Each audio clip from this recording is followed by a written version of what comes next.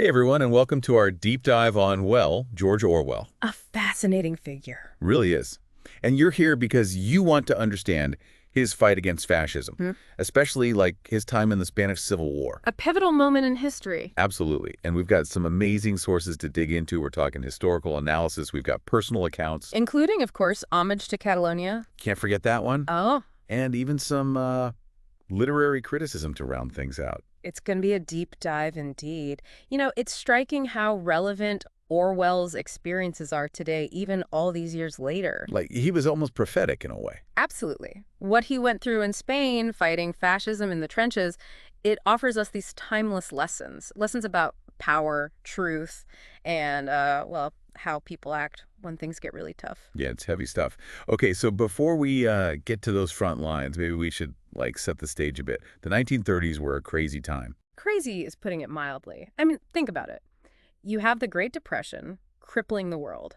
And then on top of that, you see these extreme ideologies like fascism gaining traction, especially in Europe. And Spain kind of became the center of all this tension. The epicenter, really. Yeah. And our sources paint this picture of Spain as like a powder keg ready to explode. It was. You had strikes, land seizures, a real sense that democracy was failing, at least from the perspective of those in power at the time. Right, from their perspective. So, I mean, this is important to remember. It wasn't like everyone felt that way. Exactly. The Spanish Second Republic was actually trying to modernize the country, but their reforms, they threatened the old guard. The wealthy, the church, the military. All those folks who benefited from the old ways. So when Orwell shows up in Spain, it's not just about internal Spanish politics. Right. It's this massive clash of global ideologies. But he, went there as a journalist, not a soldier. Right. He did initially, yes. But as we see in Homage to Catalonia, he's pretty quickly drawn into the fight against fascism. So what happened? Well, reading about his initial naivete is really fascinating. He was a socialist, no doubt, but even he admitted that he totally underestimated how complex the situation in Spain really was. So he thought it was like a simple good versus evil situation? I think so, yeah. A lot of the volunteers who joined the international brigades, they were driven by this romantic ideal, fighting for a just cause. But the reality was much different. Much messier, much more complicated. So, Orwell ends up joining the POUM militia. The Workers' Party of Marxist Unification. Right, that's them. And they were like a small independent socialist group, not the same as the Communist Party, which was aligned with, Stalin's Soviet Union. A crucial distinction. Why is that so crucial? Well, the POUM, they were all about revolutionary ideals, a true workers' revolution. And that really spoke to Orwell. He felt a strong sense of camaraderie with those guys. You can really feel it in his writing. Yeah, his descriptions of life on the front lines in Homage to Catalonia are pretty intense. They're vivid. Vivid is a good word. The camaraderie, the way they shared their scarce resources, the constant danger. And the rats. Don't forget the rats. He said they were as big as cats. Oh, it's so visceral, right? You really feel like you're right there with him, experiencing the war firsthand. Makes you wonder what kind of person signs up for that. To volunteer for a war in another country. You have to have a certain kind of conviction. Or maybe that initial naivete we talked about played a role, I don't know. But as the story unfolds, you see this change in Orwell's writing. Mm-hmm. There's this growing disillusionment, especially as it becomes clear that the Republican side, even though they were united against Franco, were also fighting amongst themselves. And unfortunately, that infighting really played into the hands of the fascists. Yeah, it really did. It's important to remember the Spanish Civil War, it wasn't just this straightforward fight against fascism. It became this proxy war. A proxy. Yeah, with all these international powers backing different sides, the Soviet Union, for example, they had a massive influence on the Republican government and the Communist Party in Spain. Which is where, the whole betrayal thing comes in, right? Got it. The Soviets, they were focused on, their own interests, right? And they saw these independent groups like the POUM as a threat. A threat. Yeah, more interested in revolution than actually winning the war against Franco, which from their perspective, I guess made sense. They were almost repeating what Stalin did back in Russia with the purges, Yeah.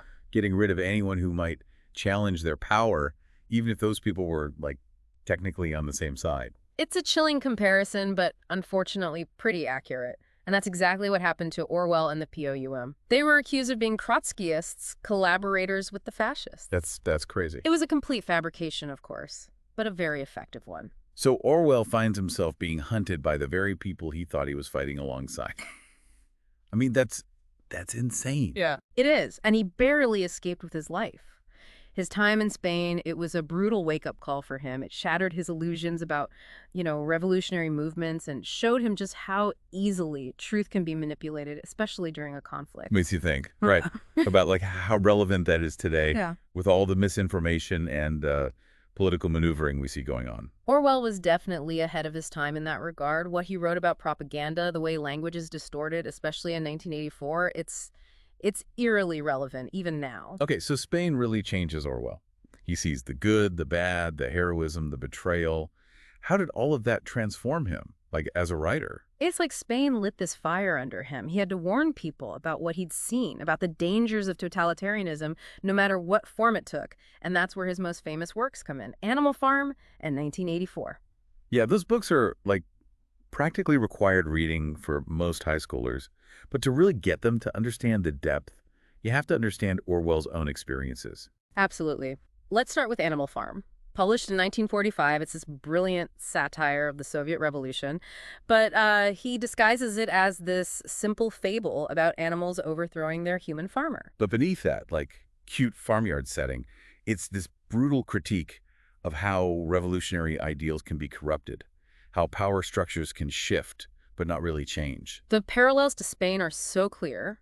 The pigs, led by Napoleon, they take control after the rebellion, just like the Bolsheviks did in Russia.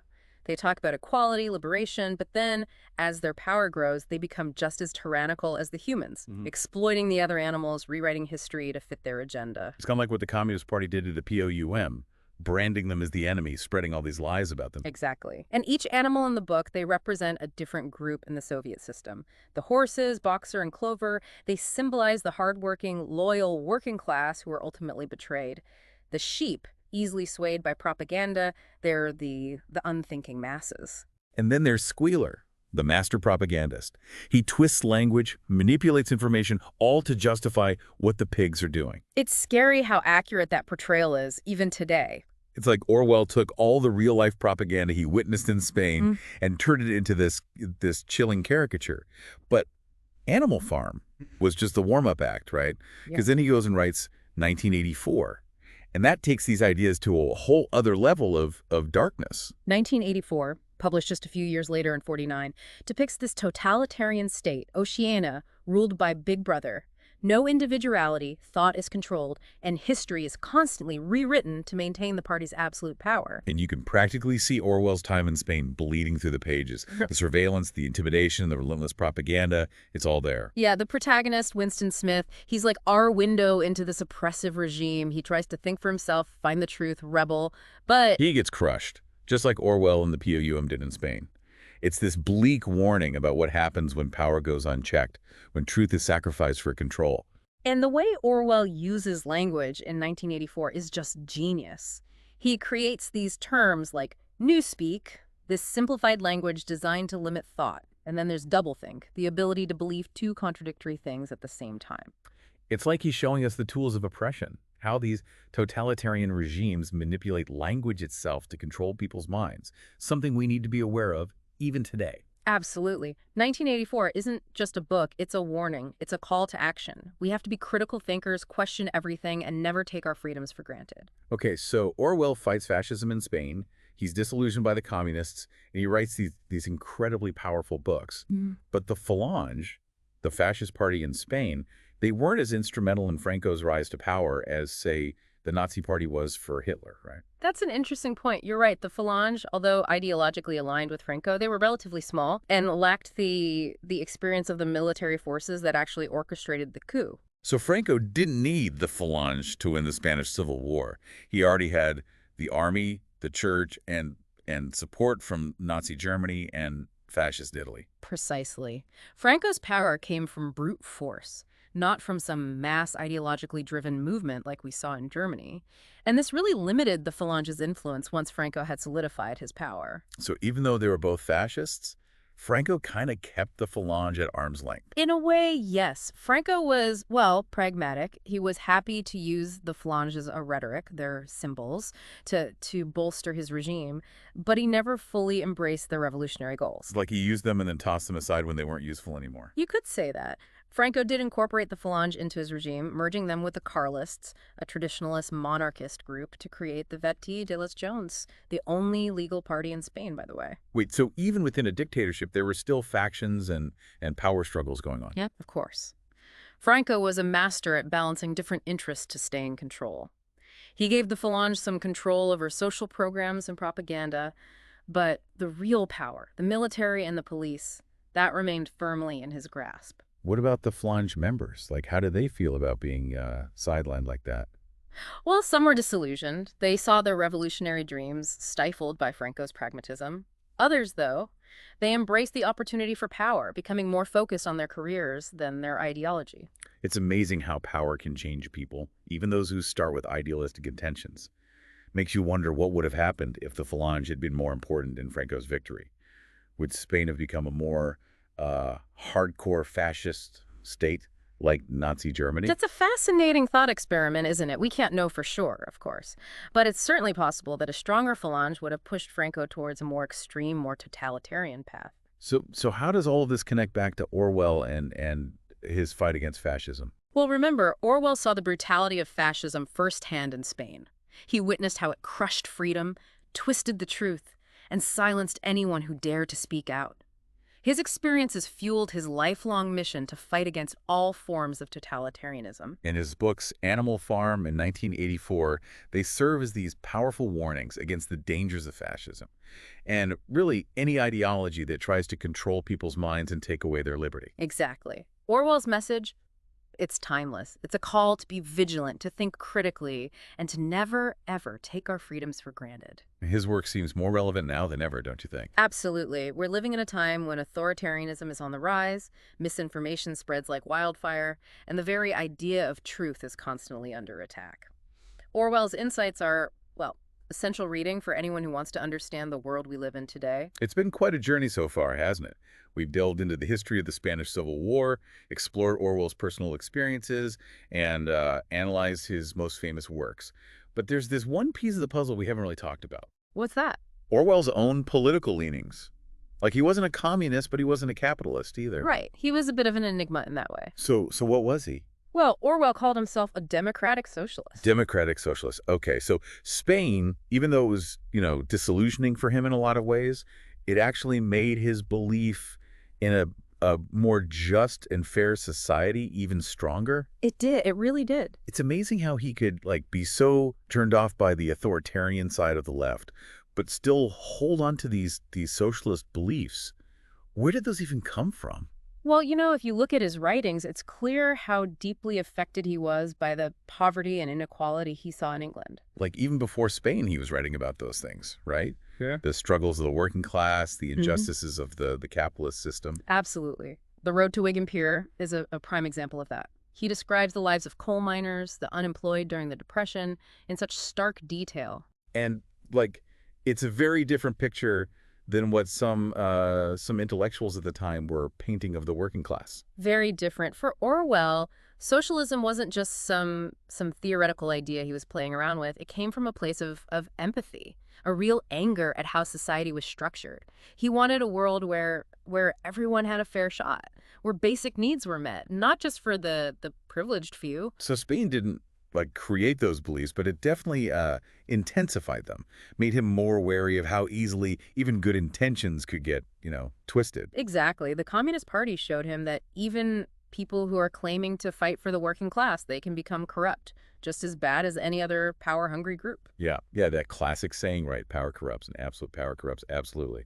But, how do we reconcile that with Orwell still believing in democratic socialism? Did he see any hope for a better society at all? Oh, he did. He definitely did. Orwell believed that a socialist revolution was possible, even necessary, but it had to be rooted in democratic principles, individual freedom, genuine care for everyone. Not not the top-down authoritarian style that was happening in Russia. No, not at all. He saw the danger in that. He wanted a socialism that empowered people, not one that just swapped out one group of oppressors for another. Which, is something that still resonates with a lot of people today, right? We're still trying to figure out how to create a more just, a fairer society, how to balance individual freedom with responsibility to the whole. It's a constant struggle, isn't it? And Orwell's work really forces us to confront those tough questions. He reminds us that there are no easy answers, that any system, even if it starts with the best intentions, can go bad. He's basically telling us to be vigilant, right? To be critical thinkers, to never just accept things as they are. Exactly. But also, that hope isn't naive. We can believe in a better world while still being aware of the dangers. We have to hold those two things in tension. So what does all of this mean for us here today? I mean, how do we actually apply Orwell's ideas to our own lives, our own struggles to make the world a better place? That's the million-dollar question, isn't it? Orwell gives us this framework, this understanding of how power works, how to spot propaganda, the importance of freedom. It's up to each of us to use those tools in our own time with the specific problems that we face. So we need to be skeptical of authority, question the stories that are trying to divide us, speak up against injustice whenever we see it. And watch out for anyone who claims to have all the answers, who offers these simple solutions to really complex problems. Yeah. Orwell really reminds us that the fight for a just society, it never really ends.